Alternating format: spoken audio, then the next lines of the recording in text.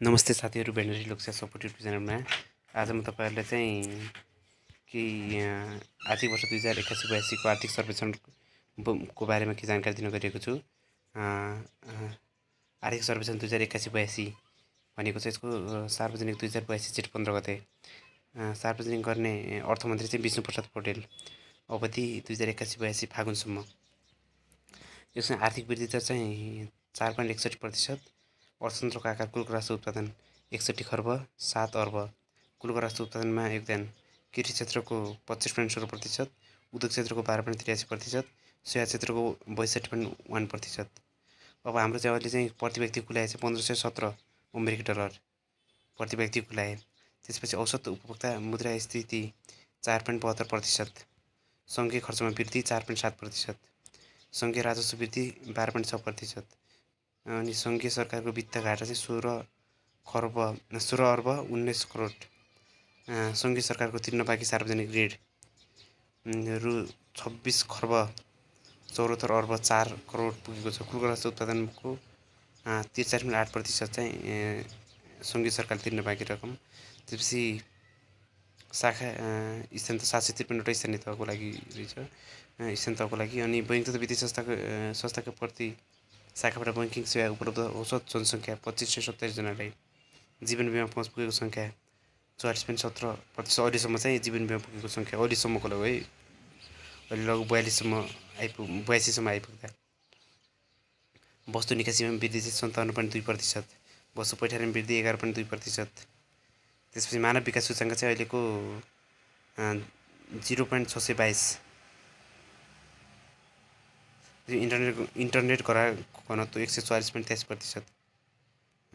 अहिले चाहिँ 81-82मा आधारभूत 1 देखि 8 को खुद भर्ना दर 94.1%, माध्यमिक तहको 9 देखि 10 55.8%।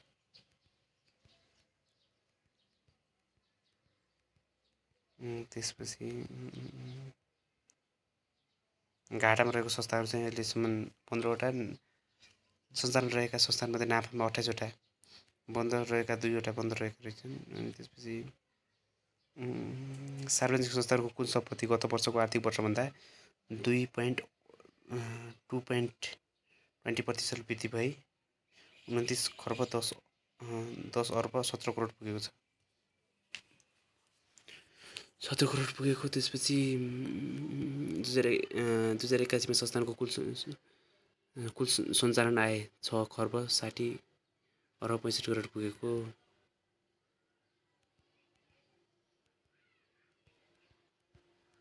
अब चाहिँ आर्थिक सर्वेक्षण 2081-82को आर्थिक सर्वेक्षण चाहिँ के छ साथीहरू। यो चाहिँ अरू इम्पोर्टेन्ट साथीहरू हाम्रो सबै लोकसेवाको लागि मुख्य तथ्याङ्कहरू चाहिँ आर्थिक वृद्धि दर चाहिँ 4.61%।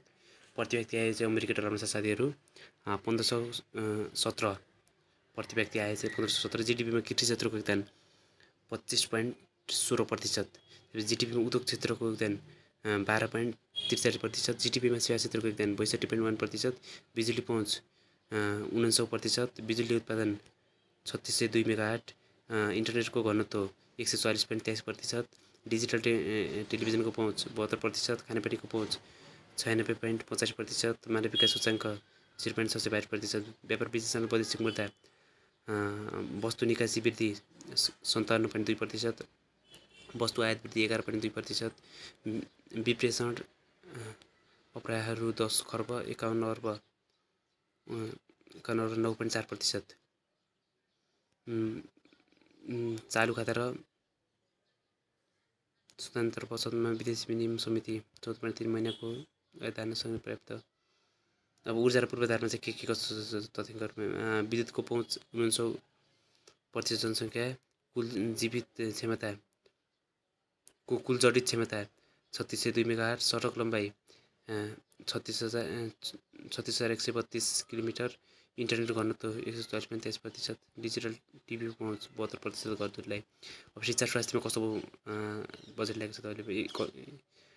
कक्षा 1 देखि 8 को कुल भर्ना दर 94.1%, कक्षा 9 देखि 12 को कुल भर्ना दर 55.8%। 37,924 विभिन्न नागरिकले निःशुल्क मुटु क्यान्सर मृगौला सेवा। आधारभूत खानेपानीको पहुँच 96.85% जनसङ्ख्यामा। अब सामाजिक सुरक्षा लाभ गरे 37,06,389 जना। मानव विकास सूचकाङ्क 622 जना।